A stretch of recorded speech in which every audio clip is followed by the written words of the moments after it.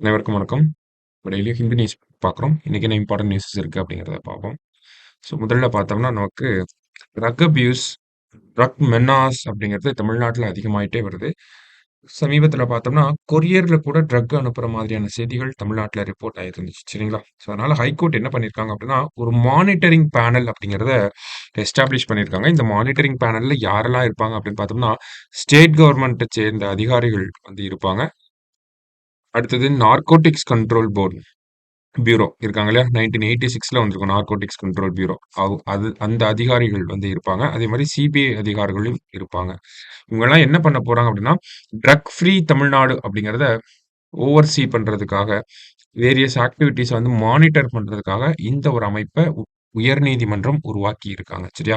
அது மட்டும் இல்லாம, இத சொல்றப்ப வேறு சில விஷயங்களையும் சொல்லியிருப்பாங்க. உதாரணத்துக்கு பார்த்தோம்னா, ஒவ்வொரு ஸ்கூல்லயும், ஒவ்வொரு காலேஜ்லயும் பார்த்தோம்னா, நமக்கு நோட்டீஸ் போர்ட் செட்டப் பண்ணணும். அதுவும் ட்ரக் ரிலேட்டடான இன்ஃபர்மேஷன் இருக்கக்கூடிய ஒரு நோட்டீஸ் போர்ட் அப்படிங்கிறத செட் பண்ணணும் அப்படின்னு சொல்லியிருக்காங்க.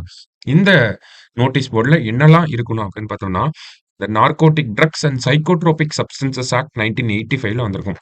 ஸோ அந்த சட்டத்துக்கு கீழ ட்ரக் யூசேஜ்க்கு என்ன மாதிரியான குற்றங்கள் என்ன மாதிரியான குற்றங்கள் அது அது என்ன மாதிரியான தண்டனைகள வந்து குடுக்கும். அந்த தகவல்கள் எல்லாமே இருக்கணும்.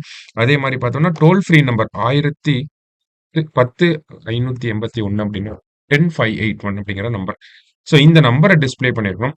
அதே மாரி நோட்டீஸ் போர்டு வச்சா மட்டும் பத்தாது. கூடவே ஒரு கம்ப்ளைண்ட் பாக்ஸ் அப்படிங்கிறது வைக்கணும் அப்படிங்கிறத சொல்லியிருக்காங்க.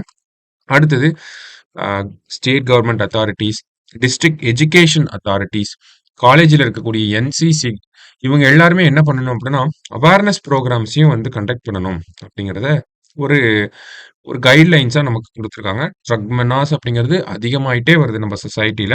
கண்டிப்பா இது ரிஃப்ளெக்ட் பண்ற மாரி ஒரு கேள்வி கேட்டாங்க அப்படின்னா, மெஷர்ஸ எழுதச் சொல்லுவாங்க. மெஷர்ஸ எழுதச் சொன்னாங்கன்னா, இந்த மாரி சமீபத்தில உயர்நீதிமன்றம் இந்த அதெல்லாம் சொல்லியிருக்காங்க அப்படின்னு சொல்லி நம்ம எழுத முடியும். சரியா? அடுத்ததா பார்த்தோம்னா, ஒரு சேட்டலைட் லான்ச். இந்தியாவோட ஜிசாட் என்2 அப்படிங்கிற சேட்டலைட் ஸ்பேஸ் எக்ஸோட ஃபால்கான் 9 வந்து லான்ச் பண்ணியிருக்கு. அதோட ஆர்பிட்ல போய் செட் ஆயிருச்சு. சரிங்களா? ஜிசாட் 20 ஆர் ஜிசாட் என்2 சரிங்களா? ஸோ இது வந்து ஒரு கம்யூனிகேஷன் சேட்டலைட். ஜிசாட்னாலே நமக்கு கம்யூனிகேஷன் சேட்டலைட் தான். என்ன பேண்ட் அப்படின்னு பார்த்தோம்னா, கேஏ பேண்ட் அப்படிங்கிற இந்த பேண்ட்ல ஒர்க் ஆக போகுது. ஸோ வெளிநாட்டோட நம்ம லான்ச் பண்றோம். வெளியில இருக்கக்கூடிய ஒரு பிரைவேட் கம்பெனியோட லான்ச் பண்ண போறோம் அப்படின்னா, ஸ்பேஸ் எக்ஸ் அப்படிங்கிறது ஒரு பிரைவேட் கம்பெனி ஈலான் மஸ்கோடது. சரியா?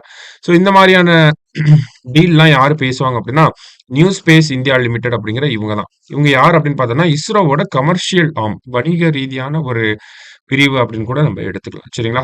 ஸோ அவங்க மீடியேட் பண்ணி தான் இந்த ஒரு லான்ச் அப்படிங்கிறது நடந்திருக்கு.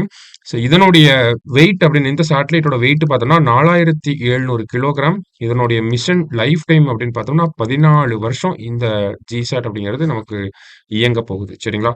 அதே மாரி ஏன் இத முக்கியமா நம்ம பார்க்குறோம்னா, ஸ்பேஸ் எக்ஸ் கம்பெனியோட ஈலான் மஸ்கோட ஸ்பேஸ் எக்ஸ் கம்பெனியோட இஸ்ரோ கொலாபரேட் பண்றது இதுதான் ஃபர்ஸ்ட் டைம், ஃபர்ஸ்ட் லான்ச்சா இருக்கு. அதனால கொஞ்சம் முக்கியமாவும் இருக்கு. சரியா?